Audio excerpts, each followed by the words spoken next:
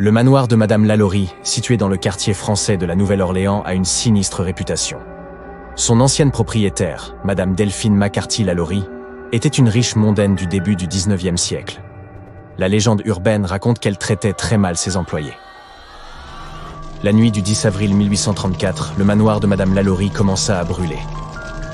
Madame et sa famille réussirent à s'enfuir, mais elle abandonna ses ouvriers, qui restèrent enfermés à l'intérieur de la maison. Les habitants, indignés par sa négligence, se rassemblèrent autour du manoir, brisèrent plusieurs murs et volèrent les biens laissés sur place. Après l'incendie, la famille Lalaurie se réfugia à Paris. Un autre hôtel particulier fut construit sur ce terrain de Louisiane. Mais on dit que les fantômes des employés de la maison sont restés enfermés dans la propriété. Ils ont tendance à déranger les personnes qui réclament justice. Aujourd'hui, la maison est privée, mais il est possible de réserver une visite guidée et entendre cette histoire en détail. D'ailleurs, le manoir et son propriétaire notoire ont joué un grand rôle dans l'anthologie American Horror Story. Bien que la série n'ait pas été filmée dans cette maison en particulier, l'actrice et réalisatrice américaine Kathy Bates y interprétait le rôle de Madame Lalaurie et a mis en valeur le caractère excentrique de cette femme célèbre.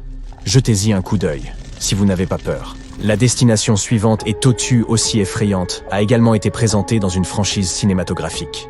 Amityville, la maison du diable. Selon les médias, cette maison de style colonial hollandais est située dans le village d'Amityville, dans l'État de New York. George et Kathy Lutz achetèrent cette propriété en 1975 pour 80 000 $. Ce modique prix s'explique par la tragédie qui s'était déroulée dans la maison un an auparavant. Une nuit, un jeune homme nommé Ronnie DeFeo, qui vivait dans la maison, avait assassiné tous les membres de sa famille. La famille Lutz commença à remarquer des activités étranges dans la maison, comme des odeurs fantômes, des températures déraisonnablement basses et des sons d'origine inconnue. Selon la famille Lutz, ils appelèrent un jour un pasteur pour éloigner les mauvaises vibrations. Mais ce dernier se sentit très mal pendant le rituel, et ses mains se mirent à saigner. Les Lutz s'enfuirent précipitamment de la maison. Leur histoire effrayante a inspiré Amityville.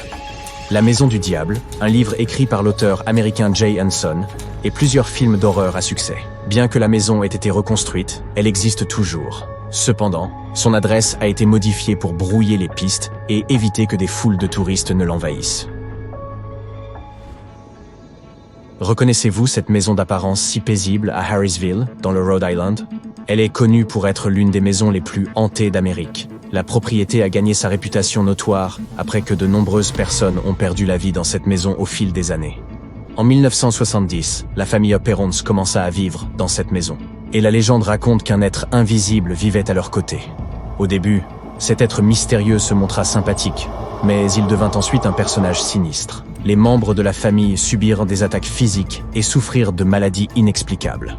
Ils invitèrent alors les célèbres chasseurs de mystères, Ed et Lorraine Warren, à enquêter sur cette affaire qui inspira par la suite un livre et le film Conjuring, les dossiers Warren sortis en 2013. En 2019, la propriété fut achetée par la famille Heinzens, qui enquêtait également sur des mystères.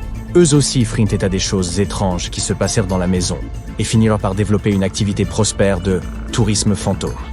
Ils finirent par vendre la propriété pour près d'1,5 million $ en 2022. Passons au Tennessee. La légende urbaine renferme une histoire effrayante qui commença en 1804. John Bell et sa famille quittèrent la Caroline du Nord pour s'installer dans cette ferme à l'allure paisible. Les premières années se passèrent sans problème. Mais au bout de 13 ans, la famille commença à vivre des événements terrifiants. Ils commencèrent par voir des ombres bizarres, ressemblant à des animaux autour de la ferme. Puis, ces mystérieux invités se mirent à chuchoter, puis à parler à voix haute. Un être mystérieux commença même à réveiller la famille la nuit et à les attaquer. Ils s'en prenaient particulièrement à leur jeune fille, Betsy Bell. Des mains invisibles saisissaient Betsy par les cheveux et la frappaient au corps. Lorsqu'elle grandit et qu'elle fut sur le point de se marier, l'être mystérieux fit tout pour rompre les fiançailles, clamant que Betsy ne serait pas heureuse avec son mari. La rumeur de ces événements effrayants se répandit dans tout le village. Les habitants commencèrent à se rendre à la ferme, espérant voir l'être mystérieux de leurs propres yeux. Ils l'appelèrent la sorcière à la cloche. De nombreuses années ont passé, mais les habitants croient toujours que le fantôme de la méchante sorcière vit en ces lieux et se cache dans une grotte près de la ferme. L'Ohio est l'un des États les plus notoirement hantés des États-Unis. L'un de ces lieux contribuant à cette réputation est la Mansfield Reformatory. une ancienne prison dont on dit qu'elle a abreuvé les personnes les plus effrayantes du pays. La prison a près de 130 ans. Elle a été fermée en 1990 et a rapidement gagné en notoriété, notamment après être devenue le lieu de tournage de Les Évadés. Et puisque nous sommes en l'Ohio, jetons donc un coup d'œil à un autre endroit effrayant. Par le passé, le parc d'attractions Chippewa Lake Amusement Park attirait de nombreux visiteurs avec ses nombreux manèges, ses montagnes russes et sa grande roue emblématique. Mais dans les années 1970, 100 ans après son ouverture, le parc fut contraint de fermer ses portes. Cette fermeture était due à un manque d'entretien et à une faible fréquentation du parc. Le parc a connu depuis de nombreux incendies. Aujourd'hui, il ressemble à un tas de ruines effrayantes envahies par les arbustes et la rouille. Mark Twain a vécu dans cette maison très particulière à Hartford, Connecticut, pendant environ 17 ans. C'est au cours de cette période qu'il a écrit Les aventures de Tom Sawyer et Les aventures de Huckleberry Finn. Aujourd'hui, cette propriété est devenue un musée en l'honneur de la vie de l'auteur. Mais elle est également connue pour ses phénomènes mystérieux. De multiples visiteurs ont en effet rapporté avoir entendu des bruits bizarres et vu le fantôme d'une femme en blanc. La partie la plus hantée de la maison est la salle de billard, où Twain avait l'habitude de se détendre. Et aujourd'hui encore, certains visiteurs affirment qu'ils peuvent sentir une odeur de fumée de tabac lors de leur passage. La Pennsylvanie regorge d'histoires terrifiantes. Malgré sa chic allure, ce manoir luxueux est vide depuis un certain temps. Son propriétaire, Peter Widener, en a achevé la construction après avoir perdu sa femme bien-aimée, Hannah, lors d'une tragique excursion en yacht à la fin du 19e siècle. Par la suite, Widener a perdu plusieurs membres de sa famille dans cette maison. Il était suffisamment riche pour investir dans la construction du Titanic. Peut-être était-il fasciné par l'idée d'un navire insubmersible. Malheureusement, le fils aîné et le petit-fils de Peter ont tous deux perdu la vie lors du naufrage du Titanic. Finalement, le manoir fut abandonné, mais on dit que les fantômes de la famille Widener sont toujours là.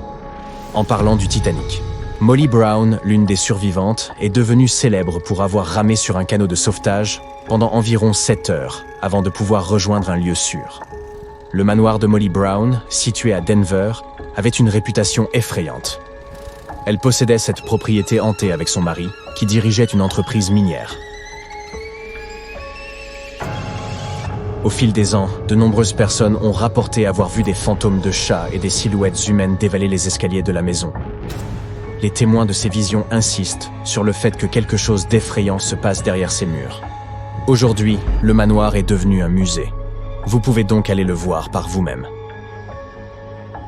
Et que diriez-vous d'une rencontre avec un fantôme effrayant lors d'une séance de shopping à Soho? La légende urbaine remonte à 1799. Une jeune femme, Gulielma Elmore Sands, tenta de s'enfuir avec son amant Levi Weeks.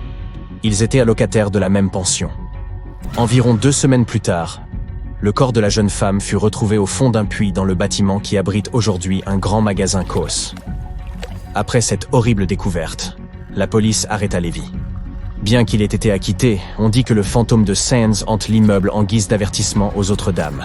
Le plus effrayant, c'est que le puits est toujours là et les clients peuvent le voir au sous-sol, à l'arrière du rayon homme. Accrochez-vous et entrez dans le célèbre magasin de jouets hantés de Sunnyvale, en Californie. La légende raconte que le terrain situé sous la propriété était autrefois une plantation appartenant à Martin Murphy.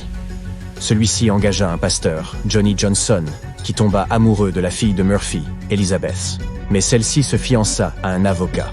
Johnny eut le cœur brisé et perdit la vie dans un accident alors qu'il coupait du bois. Aujourd'hui, on raconte que le fantôme de Johnny erre dans le magasin Toys R Us, à la poursuite de sa bien-aimée Elizabeth. Des clients et des employés rapportent avoir vu des objets se déplacer seuls, et entendu des bruits de pas mystérieux et même les chuchotements de Johnny sur l'interphone. « Wow!